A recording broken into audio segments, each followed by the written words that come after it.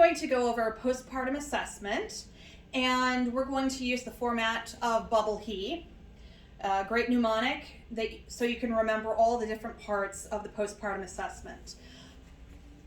I don't usually do these in order of the Bubble He, because then you'd be bouncing around on the body, but in your clinical setting, please do use this Bubble He format and follow this assessment. I do go head to toe, but hit all of these components: breast, uterus, bowel, bladder, lungs and lochia, episiotomy, incision, Homan sign. Though we will not do the Homan sign, we will check for DVTs otherwise, and we're going to look at the emotional state of our patient. So, good afternoon, Noelle. My name's Sarah. I'm going to be your nurse for today, and I'd like to do your assessment today. Understand that you had a baby 8 hours ago with a vaginal delivery. Is that correct? Yep. All right. Thank you. Congratulations. So first off, I'd like to listen to the lung sounds just like we would do in any other patient.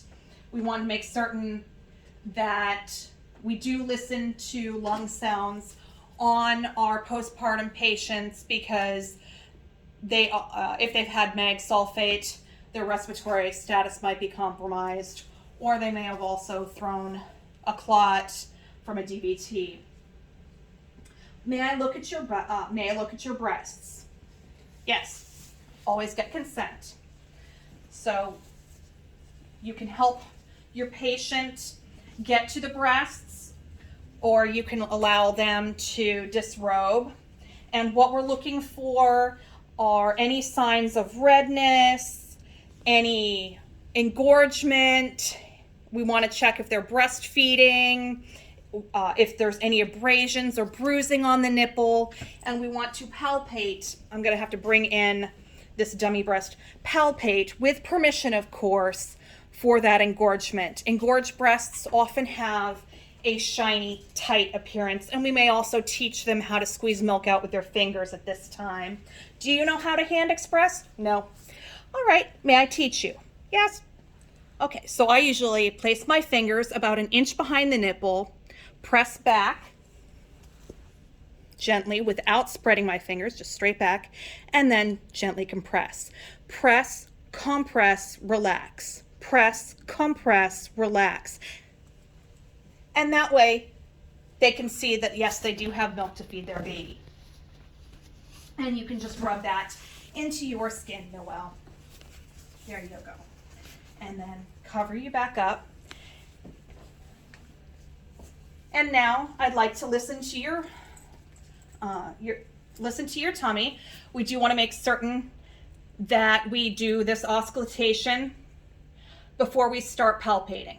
Of course, we would listen for the appropriate time. I'm speeding through this because you should know how to do an abdominal assessment at this time. All right, have you had a bowel movement?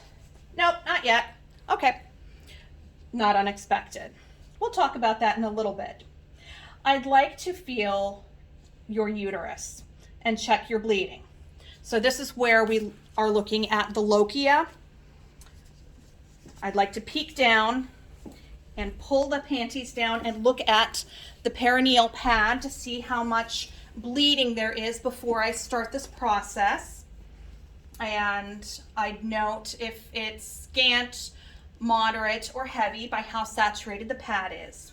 Whenever we're doing a fundal assessment, fundus meaning the top of the uterus, we want to make certain to support the lower uterine segment, so when we press on the fundus, it doesn't prolapse on us. We don't tell the patient that. So here I am supporting the lower uterine segment, and then I place my finger, the flat part of my finger, or the flat part of my hand here, and then find the top of the uterus. And then I'm gonna kind of massage a little bit. It should feel firm, kind of like a baseball. And when I'm doing that, I'm also looking down here to see if any clots are expressed. Okay, thank you. Can I have you roll onto your side? So there she goes. And now we're going to be looking at the episiotomy and if there are any hemorrhoids. Okay, thank you. Often we need to just pull the panties down in the back. All right, get you resituated. You are just still quite under that epidural, aren't you, Noelle? All right, get you covered back up. And we would assess if we had a Foley, do any Foley care at that time, and ask if she's urinated. When we are doing that uterine assessment, if we feel the uterus shifted off, the top of the uterus shifted off to the side, or if it feels kind of mushy instead of firm, we would ask her to void.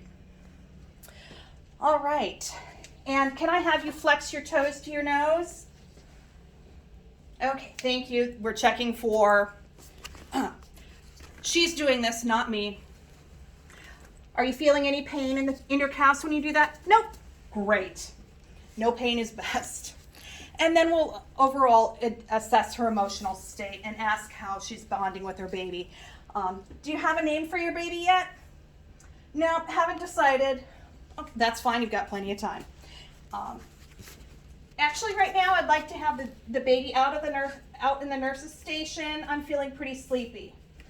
So that would tell me that we might have some bonding issues, or we could just be fatigued. And we will talk about the infant at the next session. Yes. Stop.